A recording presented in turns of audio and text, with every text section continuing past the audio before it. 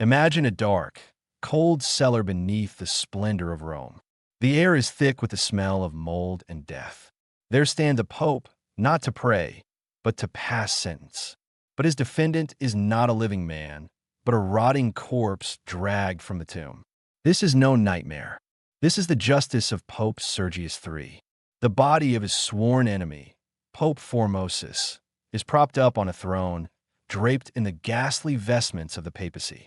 And in the silence of death, Sergius, the Holy Father of the Catholic Church, begins his trial of vengeance. He condemns not just a memory. He condemns the body itself. This is the true story of one of the darkest periods of the Holy See, a story of power, sin, and revenge so brutal that it has forever scarred history. In 904, the Lateran Palace was not a sacred place, but a stage for Sergius's drama. The flickering torchlight illuminated the lifeless face of Formosus, whose body had already been tried and tortured once before in the famous Council of the Dead. But for Sergius, that was not enough. The hatred nurtured during his years of exile, when he was just a disowned bishop, now flared into a raging fire. He stared at the corpse, his eyes filled with no disgust, only cold satisfaction, the gloating of a grudge nurtured through years of bitterness and humiliation in exile. He was back, and this time he would erase his enemy, not only from the world of the living, but from the memory of history. He would make Formosus die again. His vestments, Sergius commanded, his voice echoing in the dead silence of the cellar. Strip them. The two young monks moved forward, trembling, stripping the desiccated corpse of its robes, of its gold-embroidered cloth. Sergius watched, each gesture soothing a deep wound in his soul. But the climax of his vengeance was yet to come.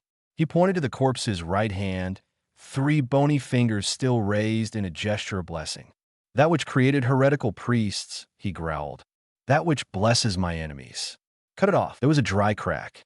The soldier's axe had done its job. 3 fingers fell to the stone floor, rolling like dry twigs.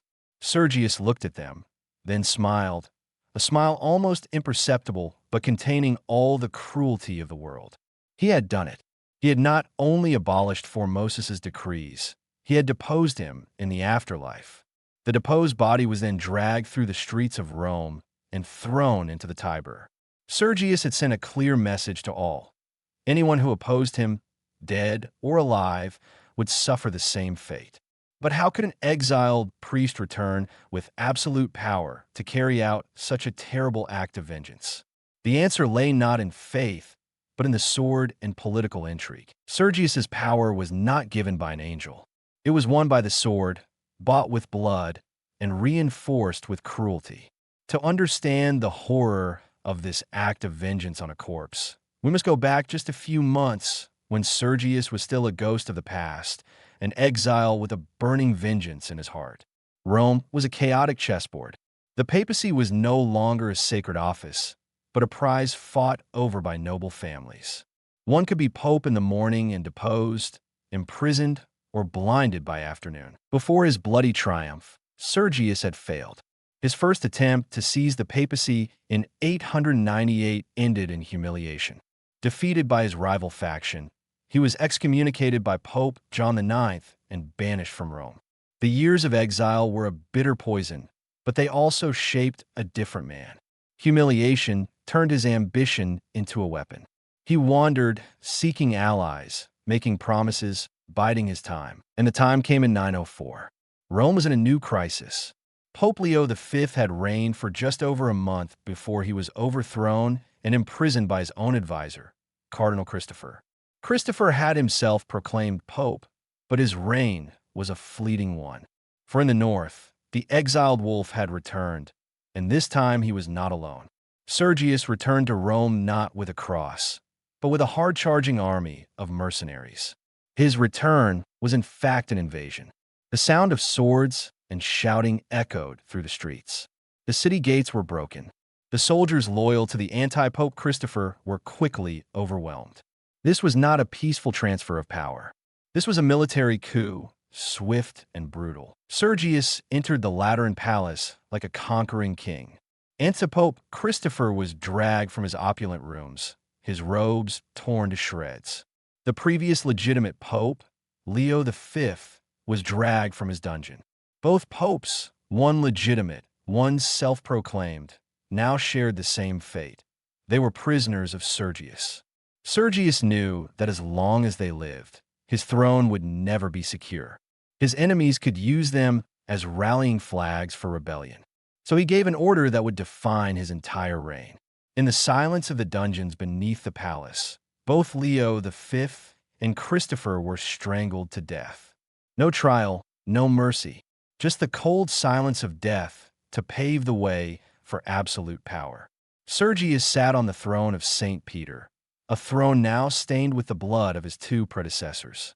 But the big question remained: how could an exiled bishop, with no money or land, raise an army? Those soldiers were not fighting for Sergius.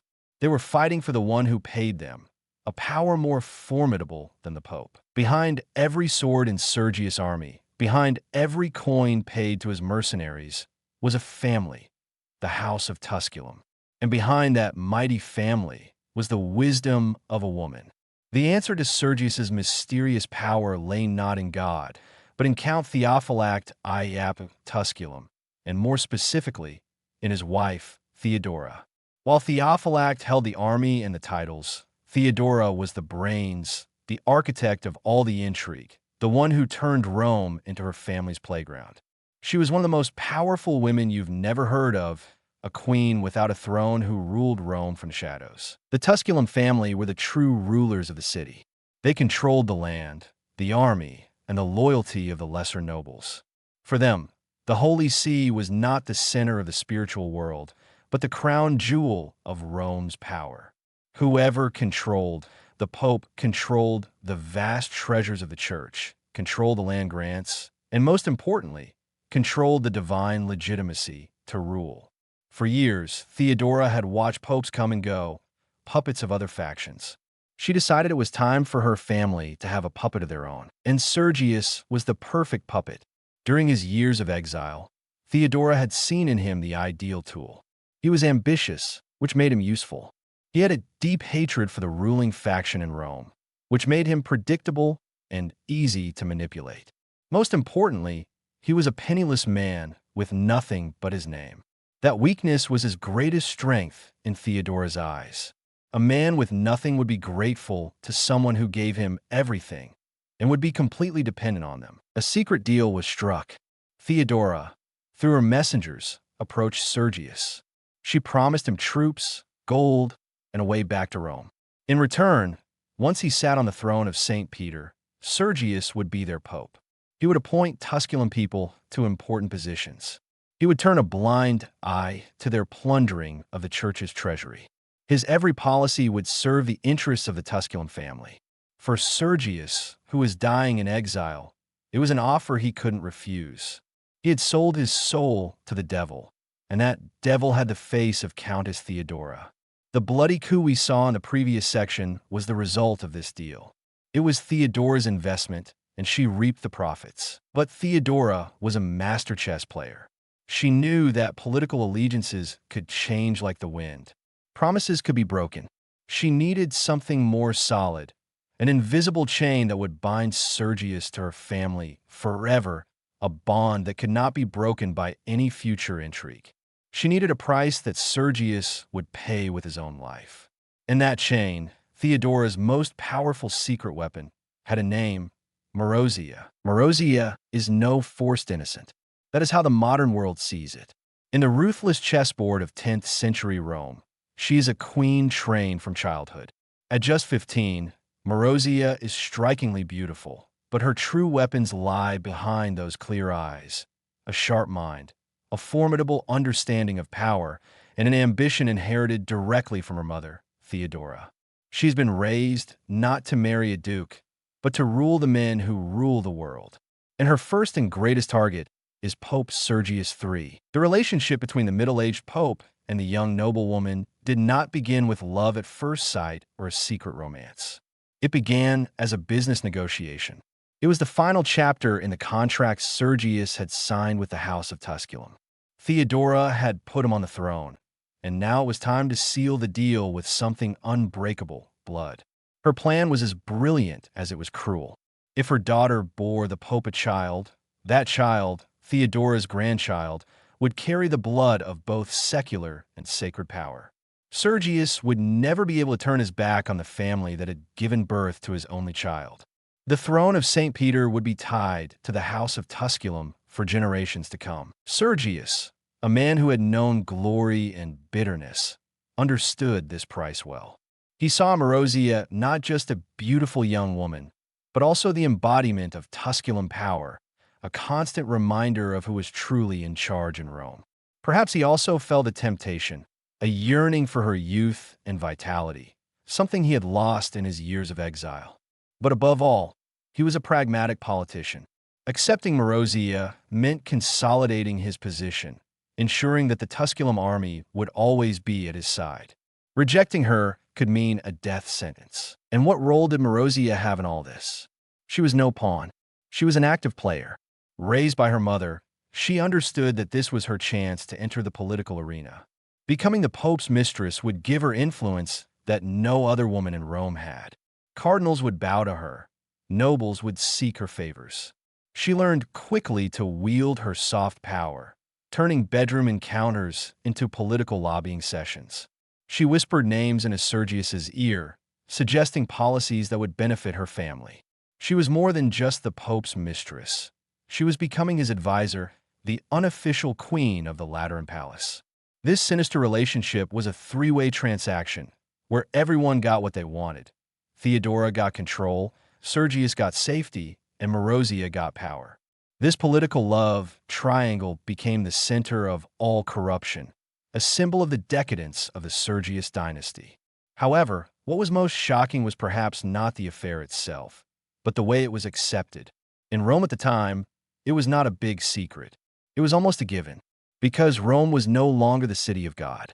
It had become a much darker and more depraved place. To truly understand the story of Sergius, Theodora, and Marozia, we must take a step back and look at the city in which they lived.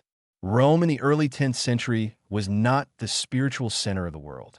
It was a quagmire of decadence, a place where power, money, and violence had all but replaced faith.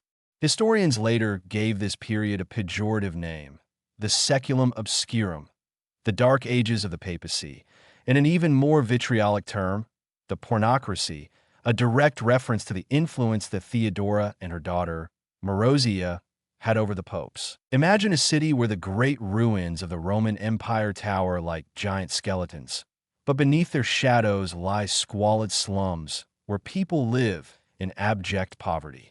Meanwhile, aristocratic families like the Tusculums live in lavish villas, throw lavish parties, and flaunt their wealth with brazen abandon. Even the clergy are no different. Bishops and cardinals wear silk robes and gold rings and live like secular princes. Church offices are not awarded to the most devout or learned, but are sold to the highest bidder. A bishop might buy his office with a bag of gold, and then loot his diocese to recoup his investment. Violence was the common language of the streets. Noble factions routinely dispatched their soldiers to kill each other in broad daylight. A wrong word could get you stabbed in the back in a dark tavern. Political assassination was not a shocking crime, but a frequently used tool to eliminate opponents. In such a world, the papacy became the ultimate goal. The man who sat on the throne of St. Peter was not only a spiritual leader, but also controlled a vast economic empire, fertile lands, tithes, and the power to grant favors. Papal elections thus became a war, with votes bought with bribes and threats of the sword. Sergius III did not create the system. He simply played the game better than anyone else. His usurpations, his purges, and his illicit affairs, while horrifying, were entirely in keeping with the times. He was a perfect product of his environment, an environment where ruthlessness was considered strength and cunning was considered wisdom. His affair with Marozia, which would shock the modern world, was simply an extreme example of a common practice. Priests had mistresses and children. The only difference was that Sergius' mistress was the daughter of the most powerful woman in Rome, turning their relationship into a political tool par excellence. In this corrupt world, Sergius did not merely survive. He thrived. But to survive and succeed in such a quagmire, one must learn to be two-faced. And no one can play the hypocritical play better than this pope. The life of Pope Sergius III was a two-act play performed every day. Act 1 took place in the bright sunlight and candlelight of the cathedral. Act 2 took place in the darkness of the corridors and private bedrooms of the Lateran Palace. And Sergius was the main actor, who could change his mask perfectly. By day, he was the Holy Father, the successor of St. Peter. Viewers would see him in his resplendent robes, standing before thousands of faithful in the Lateran Basilica he was rebuilding. His voice rang out with steel and authority, denouncing the sins that were plaguing the church. He issued edicts against simony, the buying and selling of holy orders, a supreme irony given that his own throne had been purchased through political means. He met with ambassadors from all over Europe, speaking to them with such scholarship and saintliness that they believed they were in the presence of God's true representative on earth. He was a defender of the faith, a shepherd of the flock, a symbol of stability and divine authority. The performance was so convincing that Sergius himself probably believed it. But as the night wore on, a different Sergius emerged. The second act began. His meetings were no longer with cardinals about theology, but with Tusculan generals about military strategy. On his map of Rome, he marked not dioceses but regions to suppress, rival families to subdue.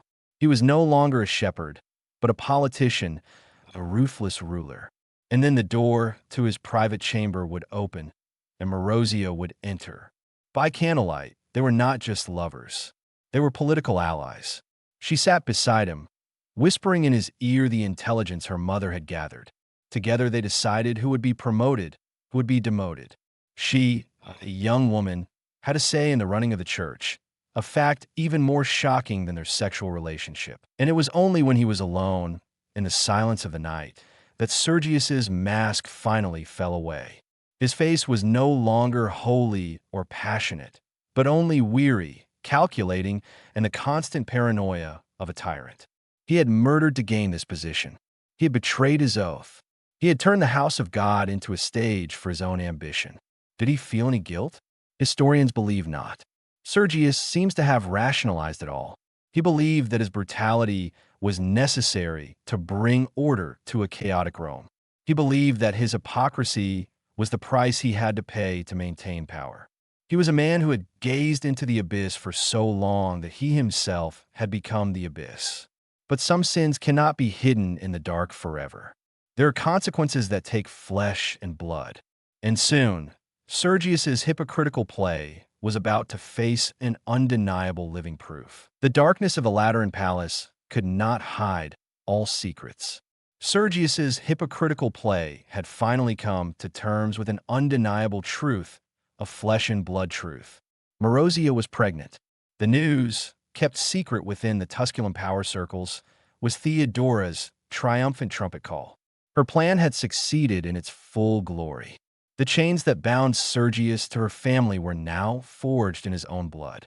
For Sergius, this was a complicated moment.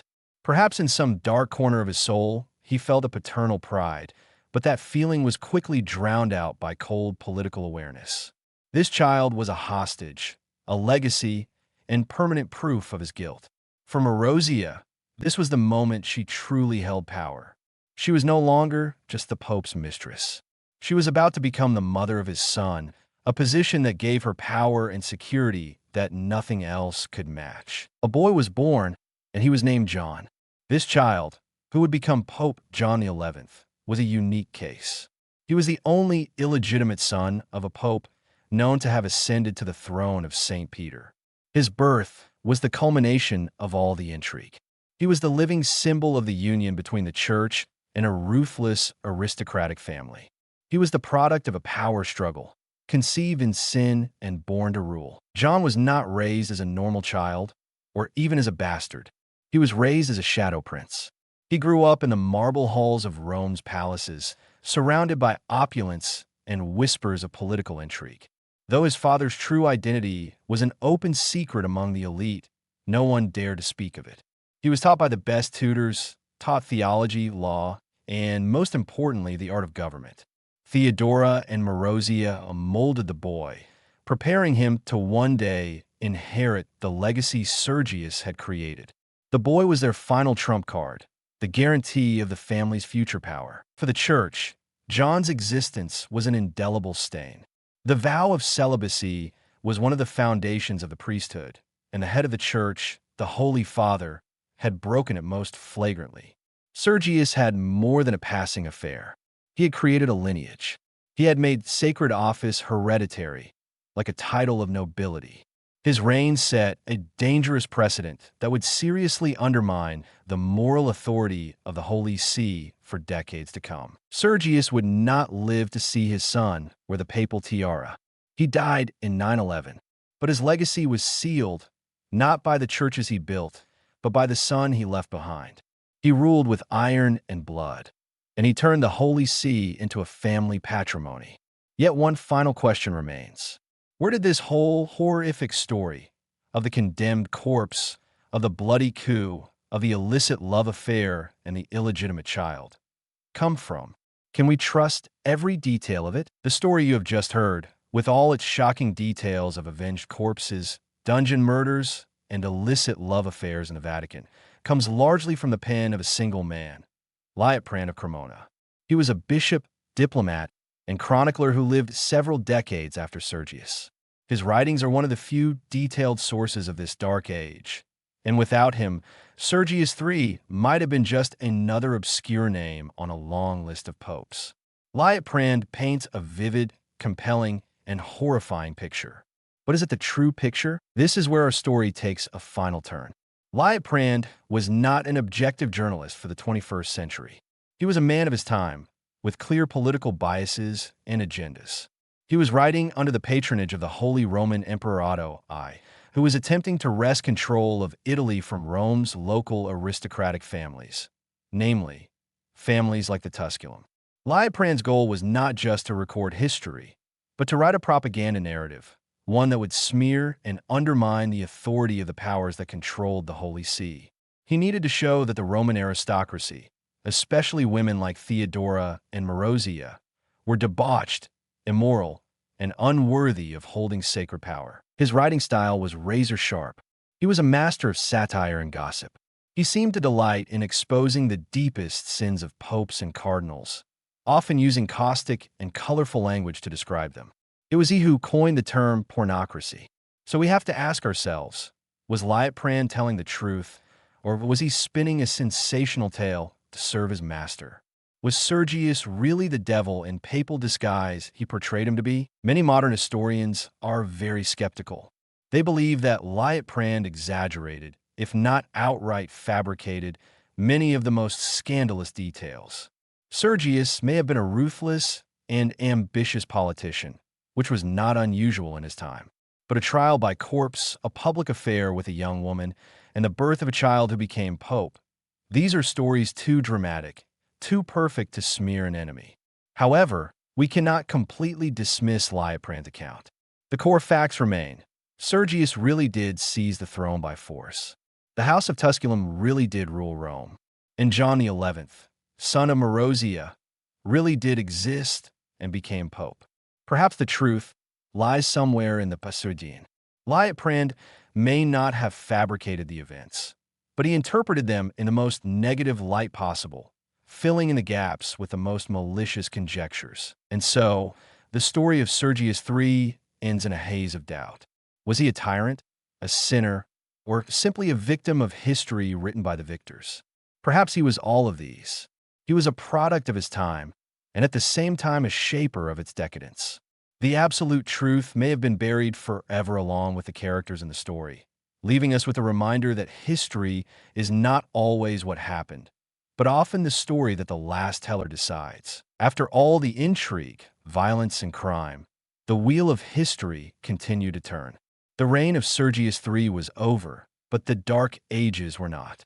His legacy, especially that of his son John XI, ensured that the influence of the Tusculum family and the extraordinary Marozia would dominate the Holy See for many years to come.